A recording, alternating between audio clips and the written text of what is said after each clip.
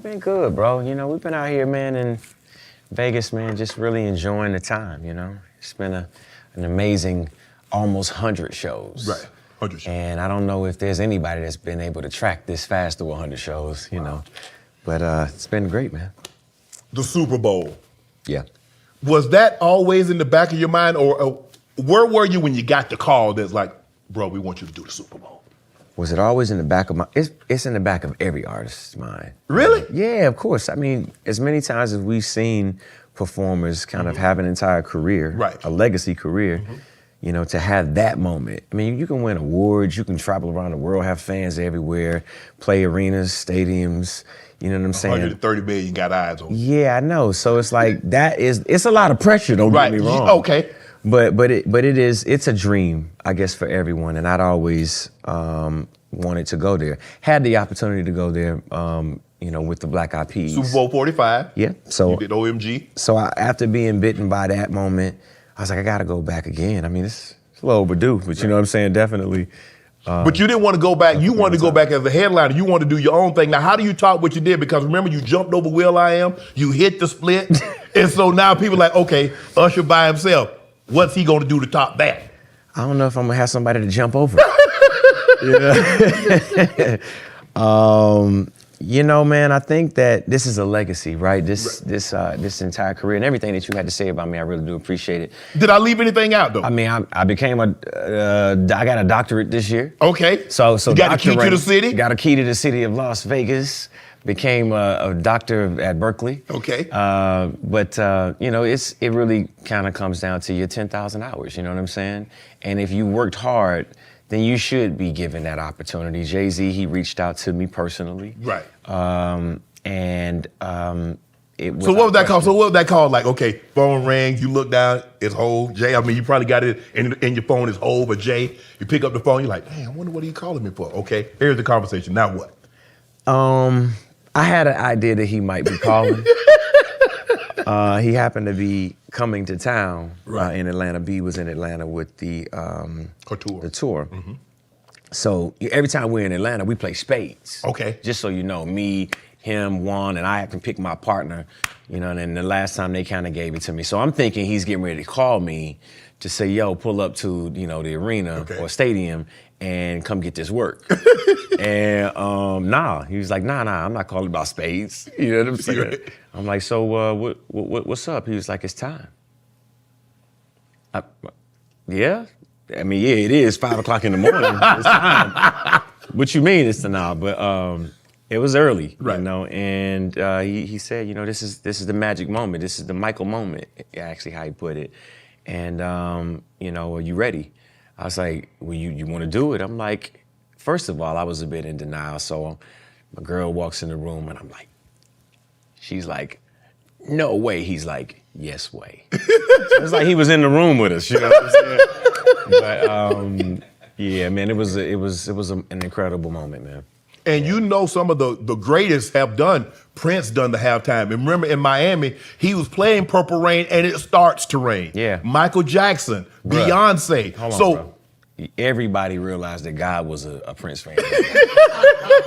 That man was playing and it started raining purple. It started raining for real. What? So how long is it going to take you? Because we're probably about 3.5, 4 months away. Yeah. How long is it going to take you to put a set together? Because it's not like your residency here, and we will get into that a little later. You probably got 15, 20 minutes to put something together that will leave the people, that the people will remember for the rest of their lives. Well, exactly that, right? For your entire life. I guess for the entire time that you've been building, that's how long it took. Wow. To prepare for that moment. It didn't just start these, you know, few months that I have that lead up to it. It started, you know, 30 years ago, man, when I decided that this is what I wanted to do and, you know, had the support of my mama and a host of a lot of people, man. I mean, this journey is not just mine to celebrate. It's everybody that has something to do with it. From the beginning in Chattanooga, Tennessee, making my way to Atlanta, signing with a record company at 14 years old, then having this incredible journey, finding music, finding producers, finding sources of inspiration, you know, and then moving on to other areas, you know, finding artists and working and collaborating with other people. So I celebrate all of that leading up to that moment. So if anything, if you want to take note, the preparation starts today. If you're working on it right now, then hopefully you'll get there someday. But man, don't take those, you know, those 10,000 hours lightly, man. We live in a time where, you know, you can have success overnight. I mean, right. you know, we have social interaction that gives us access to everything. But, you know, that work that you have to put in order to, you know, own that moment and deserve that moment can't be taken lightly. Any early Super Bowl predictions? Probably too early for me, man. I don't know, bro. I coming here to ask you. To be honest, I'm like, yo, what you think? You know?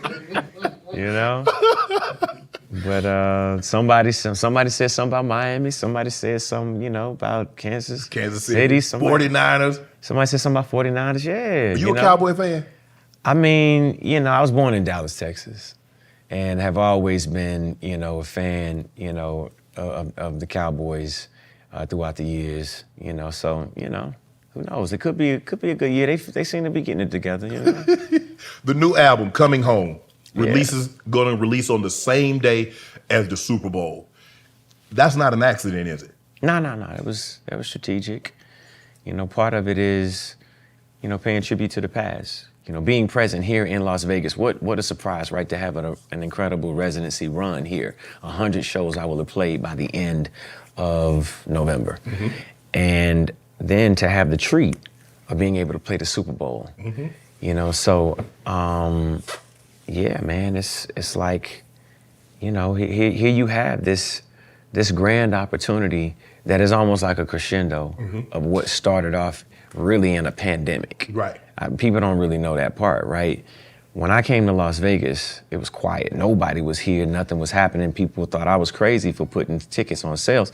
But to be honest, it was belief that we would get back to the norm, you know what I'm saying? And in a time when the world just felt like upside down, like what is normal anymore? We ain't been outside or been into a concert hall or celebrated with each other in a year, you know what I'm saying? And here you have this grand opportunity to start this journey that now leads up to the Super Bowl for me. So that moment was also for you because you wanted to get outside also. You wanted to see people because you were shut in. They was like, oh man, I get a chance to see Usher. But you like, Usher get a chance to see y'all. Yeah, man. The first thing that we did a show in Los Angeles for iHeartRadio, which was like the actual first time I'd sang and also to been in the room, or anybody had been in the room in LA. So that was the first thing. And then to come to Las Vegas and then launch my residency successfully, as I said, you know, the time that we spent here and now, to be able to come here and celebrate, man, this incredible moment. This is your 9th solo album. Yeah. This is your first in 8 years. What can we expect? Well, first, after the Super Bowl, as you said, the album comes out. Coming Home, we've released one record so far, Good, featuring Summer Walker and also 221 Savage. #1 record there, so really happy about that. Radio has played a major part in that. Social interaction, a ton of other things, but, you know, I really, you know, feel like I put a lot of heart and time into making certain that this was curated right, something that felt like, you know, this next chapter of my life, as I talked to you about the past, the present, happening here in Las Vegas, the future. And once we get there in February, is the next frontier, is that next chapter of my life and my legacy. This, by the way, marks the first album that I put out as an independent artist. Very important part, right? Because what you should know is that, yeah, legacy obviously is a part of what, you know, gave me the hit records to be able to have a foundation to stand on. But at that juncture in my life, I didn't just rely on that. I decided to move away and also to be independent.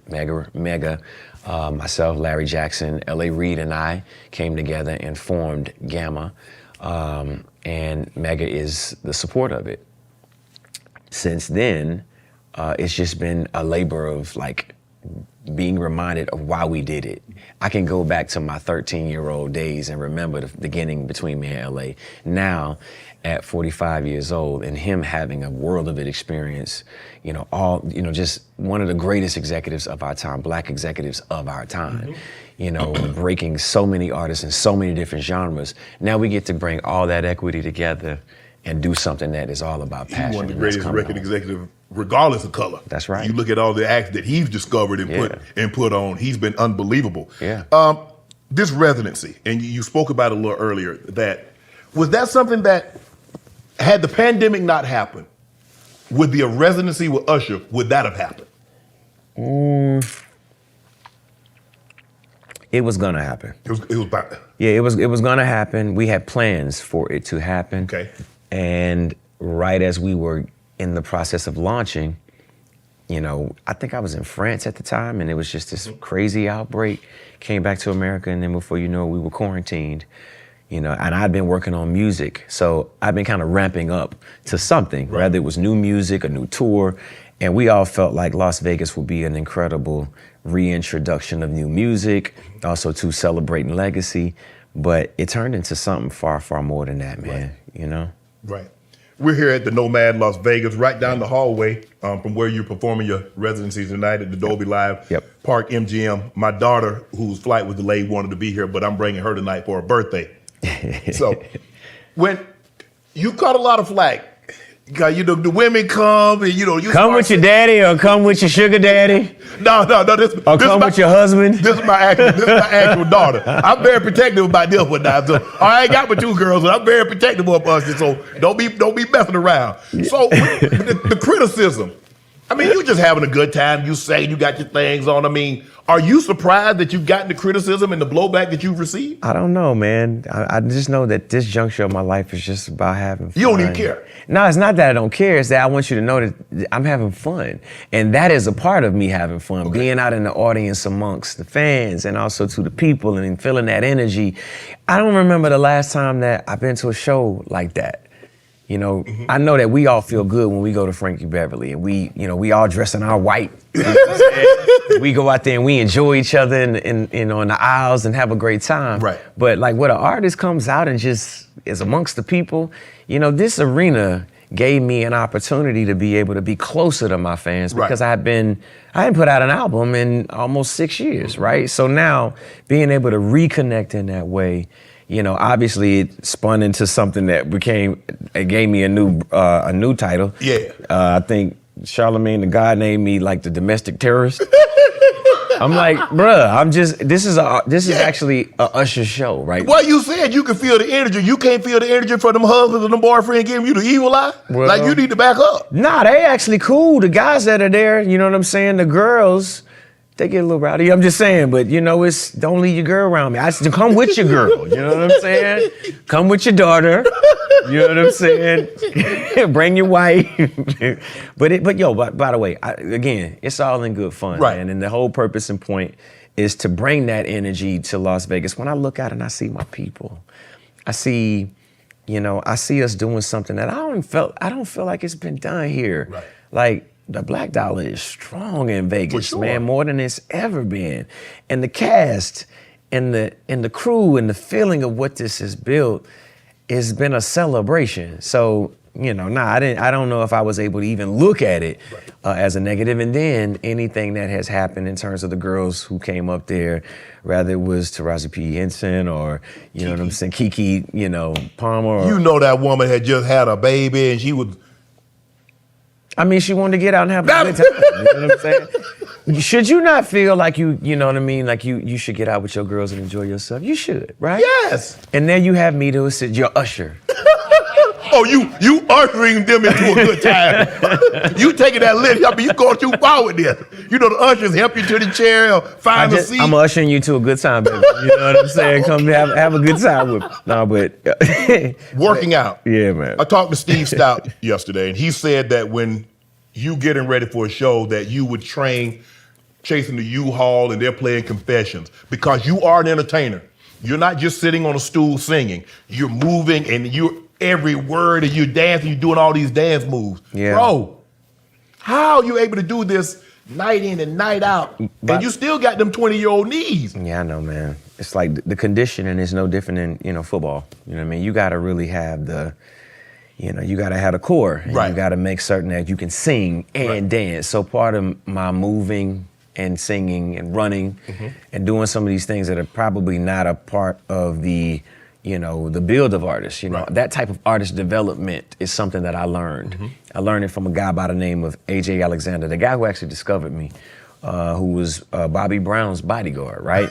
So as a kid, he had his kids in Atlanta. Right. And this was our training. Like, it was like boot camp. Singing wasn't just like, oh, we gonna get out here and just jam and sing the girls. Right. Nah, you gotta like, he was like putting us through straight boot camp. So you had to learn to sing while you're tired because you're running and like you said, it's boot camp. But I just think that that generation of entertainment, it was different. You know what I'm saying? And I had been in a group before, and we as a group, you know, we worked in the same way. You know what I'm saying? We played basketball, you know what I'm saying? And we got our wind up. Or when we were working, we would sing and dance and move around. He would have us running and singing, all of that kind of stuff. That wasn't uncommon. That's not an uncommon thing if you consider yourself an artist. Right. That is part of artist development. And Right. if you want to be able to get out there, sing, dance, not miss a beat, be on key, that's the type of work that you got to do. right.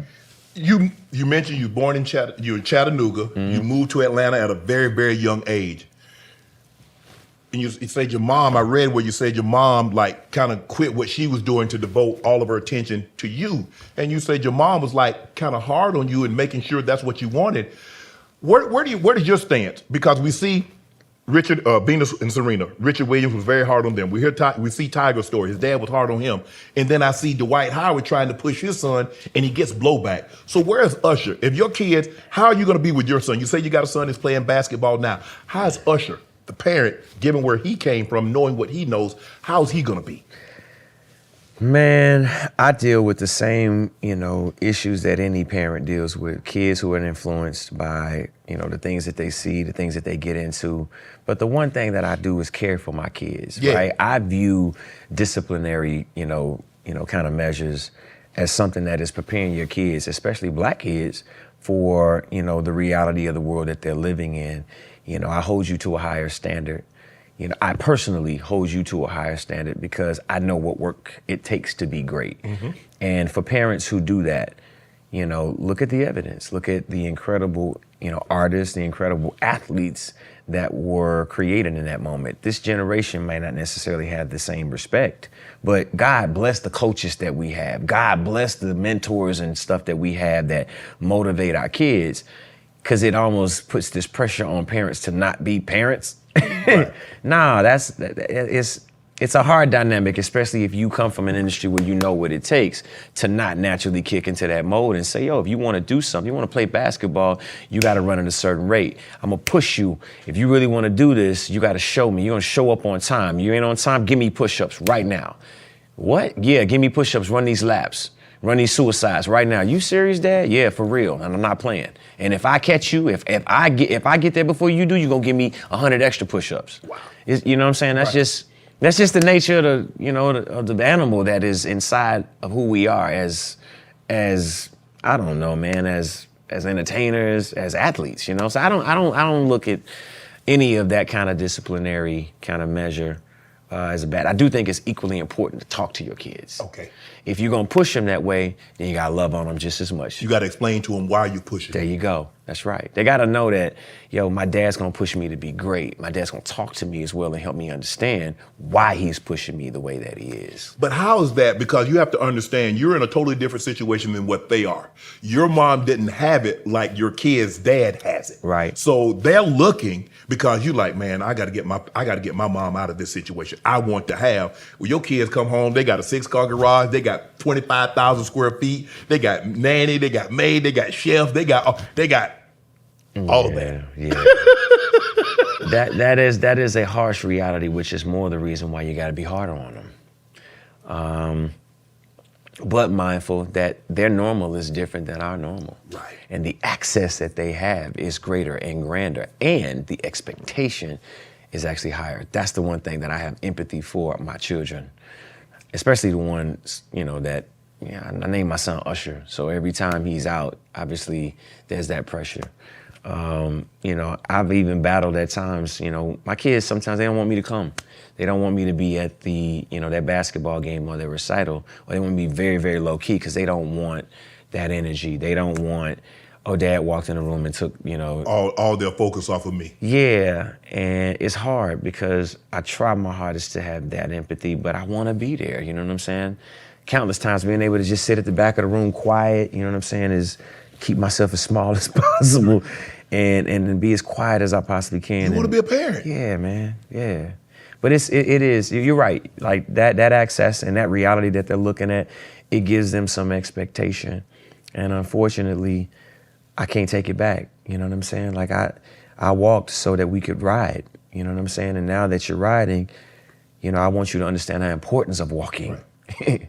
Did you always, at the age of 10, 11, and 12, you were on Star Search, did you always know you wanted to be this? Well, which part of this do you mean, right? Because this, the guy that's sitting across from me, that's internationally known, that goes and sells out every concert, the guy that's almost at 100 shows at a residency, the guy that's doing the halftime show, one of the king of R&B. This. Thank you very much for that.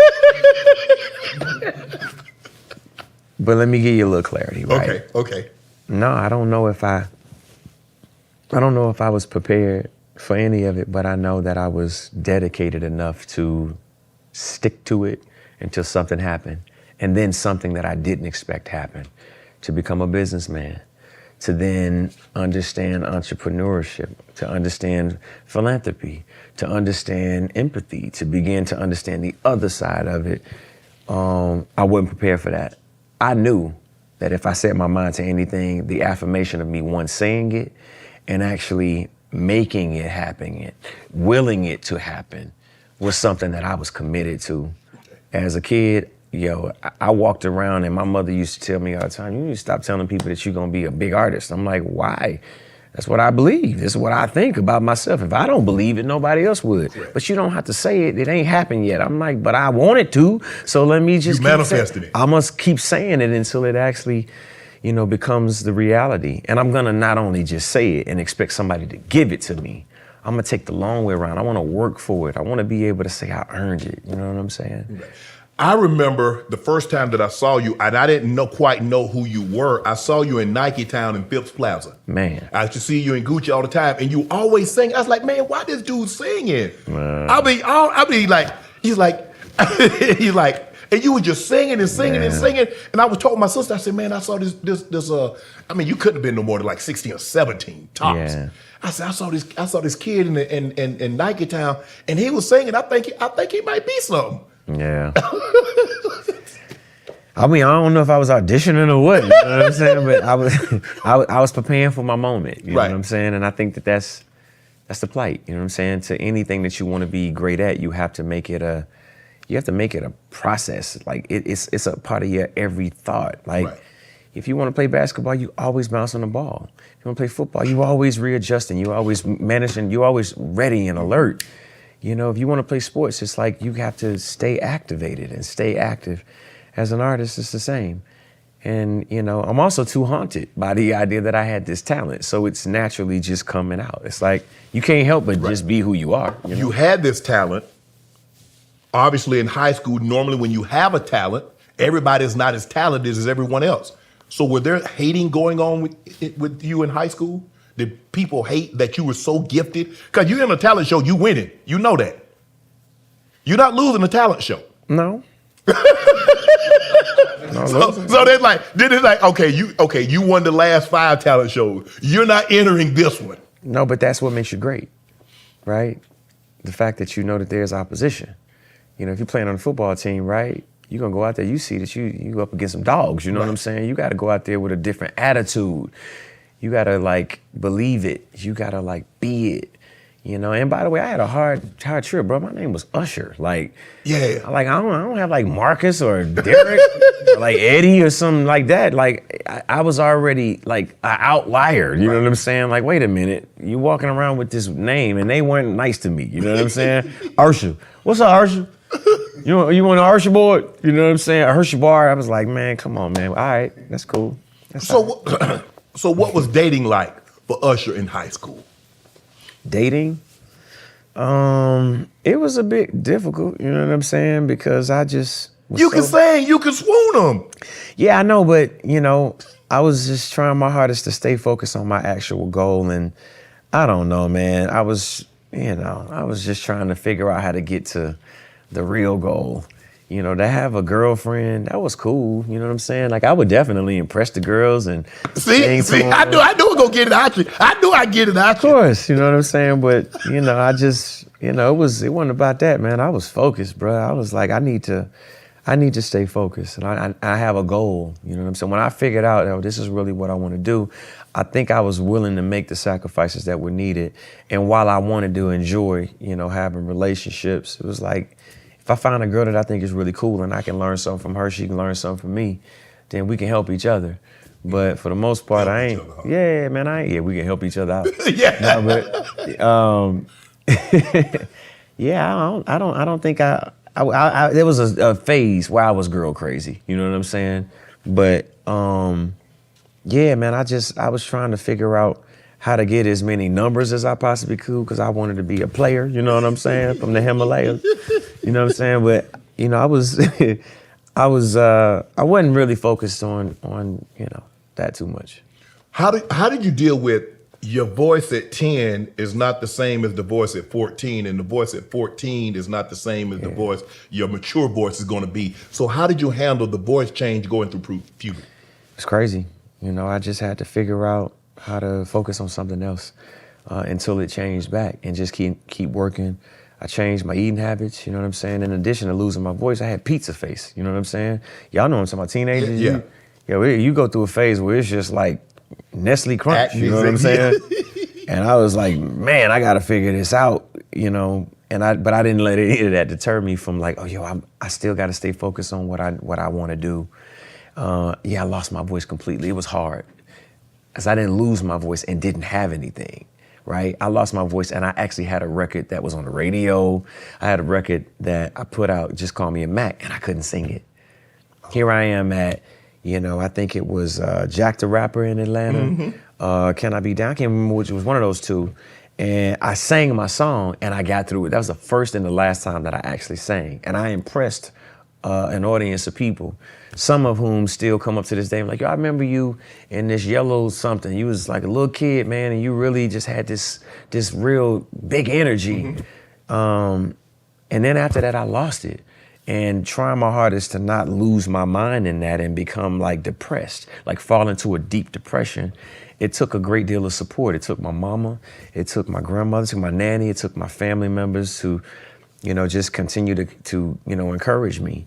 And I managed to make it through it. The people who managed to stick around, you know, the people that I was working with at the time, a lady by the name of Shirley Riley, you know, an amazing coach as well, you know, but, you know, working with Kawan Prayatha, who was the person who I worked with at the time, Shanti Das, you know, these people who, you know, were kind of appointed for me to work with, they didn't give up on me. They continued to see something bright in me. L.A. Reid, they continued to invest in me, working with, you know, vocal coaches and continued to help me find my way. Sent me to New York City to work with Puffy. It was just like, okay, we're not giving up. We still believe in it. How difficult is it as a child to find topics to sing about? Because you're like 13, 14, you can't be singing about this mature stuff. And you're not a gangster rapper. You ain't shooting up the club and talking about this B and this garden tool and all that. So was it difficult for this garden tool? Was it difficult for you to find material? Come on. Was it difficult for you to find material to sing about? Yeah, it was like pips and garden tools. Man, I didn't have to worry about that as much. I think they spent time with me. It was funny. Eddie Bishop and Tim Thomas, the first two producers that I worked with, we just posted something, and I look back and it's like, man, so great that you, on the road to riches, you stop and take pictures, because it actually just takes you back to that moment. I almost forgot about, you know, just the hope in my eyes and the fact that I was just a little kid. Right. But here they are trying to make songs for me about being a Mac. I don't even know what a Mac is, you know what I'm saying? A Big Mac. Mac truck, a Big Mac? Like, nah, but, you know, again, you know, I think I left it to them Right. to help, help me figure out how to talk. Because I could have easily, became, one of the sensations that would have been locked into being a kid only, had made kid music specifically for kids. Right. But I think that they were trying to make music that adults would listen to as well. That was a real smart thing for them to do. And really, it was great to think ahead, because it made it easier for me to transition